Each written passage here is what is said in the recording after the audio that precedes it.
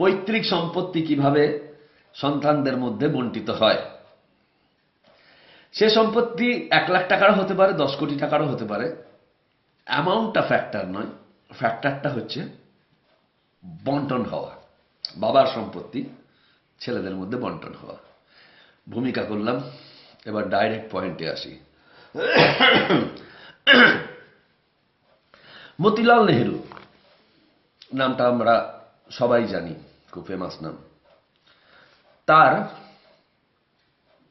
5টি স্ত্রী। প্রথমটি স্বরূপরানী, দ্বিতীয় থুসুর রহমান বাই, তৃতীয় মঞ্জুরি দেবী, চতুর্থ একজন ইরানি মহিলা এবং পঞ্চম একজন কাশ্মীর মহিলা, যিনি প্র্যাকটিক্যালি তাদের বাড়ির একজন মেড সার্ভেন্ট ছিলেন।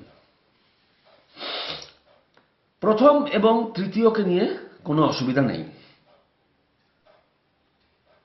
দ্বিতীয়, চতুর্থ এবং পঞ্চম, এই 3টিকে একটু বিশ্লেষণ করব।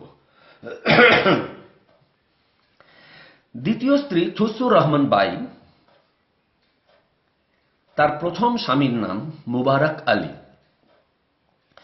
যিনি মতিলাল নেহেরুর কর্মসংস্থানের বস ছিলেন। সেই থুসুর রহমানের প্রথম স্বামী মুবারক আলী হঠাৎ কিভাবে মারা যান, একটা মিস্টিরিয়াস ডেথ হয় তার। এবং after the mysterious death of Mubarak Ali, the whole property of Mubarak Ali goes to Thusur Rahman Bai. এবং যেহেতু থুসুর রহমান বাই মতিলাল নেহেরুর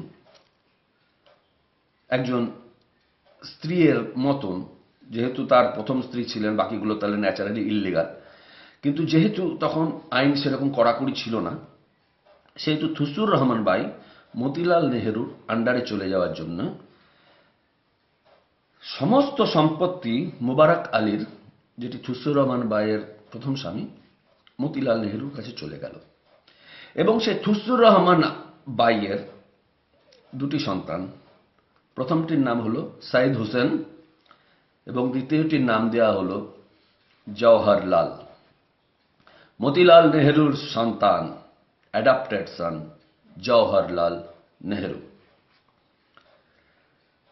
এবার তৃতীয় স্ত্রীকে কোনো প্রবলেম নাই, ছেড়ে দেওয়া হলো।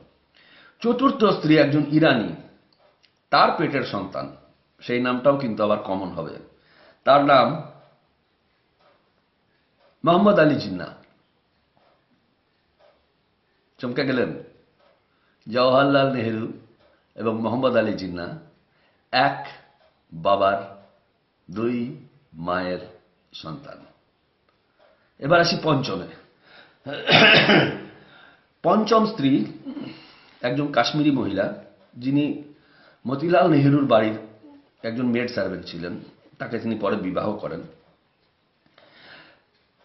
তার যে সন্তান হয় তার নাম শেখ আবদুল্লাহ, যিনি পরবর্তীকালে কাশ্মীরের একজন চিফ মিনিস্টার হয়েছিলেন।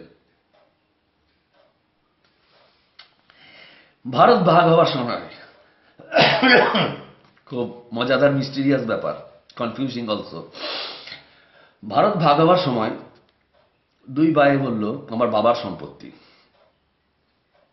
আমার বাবার সম্পত্তি। 2 ভাইকে ভাগ দেয়া হলো। জিন্নাকে পাকিস্তান, জওহরলালকে ভারত। এবং যেহেতু দুয়োরানী সুয়োরানীর মতো একটা দুঃখী রানীর সন্তান শেখ আবদুল্লাহ, একজন মেড সার্ভেন্টের সন্তান, তাকে এমনি করে একটা ছিটিয়ে দেওয়া হলো কাশ্মীর। এবং কাশ্মীর দিয়ে দেওয়ার পরে তার প্রোটেকশনের জন্য বলা হলো, যাও তোমাকে কাশ্মীর তো দিলাম এবং তার সঙ্গে 370ও দিলাম, একটা আইনও দিলাম যে কাশ্মীর ভারতের হয়েও ভারতের হবে না, তুমি নিশ্চিন্তে কাশ্মীরের রাজা হয়ে থাকো। তাহলে ভারতকে 3 ভাগে ভাগ করা হলো এবং 70 বছর ধরে আমাদেরকে টুপি পরিয়ে রাখা হলো, নানাভাবে বুঝতে দেওয়া হলো না কেন, কি কারণে? বাবার সম্পত্তি ভাগ হয়েছিল, আজকে তিল তিল করে সেটা আবার ফিরে আসছে। তথ্যগুলো আমার নয়, তথ্যগুলো আমি এমো মাথাইসের বায়োগ্রাফি থেকে পেয়েছি, যার the writer of the biography is Adina Ramakrishna.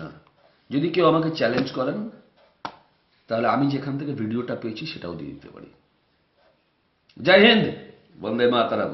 নতুন তথ্য সবার মনে হয় পিলে চমকে যাবে। ভালো থাকবেন।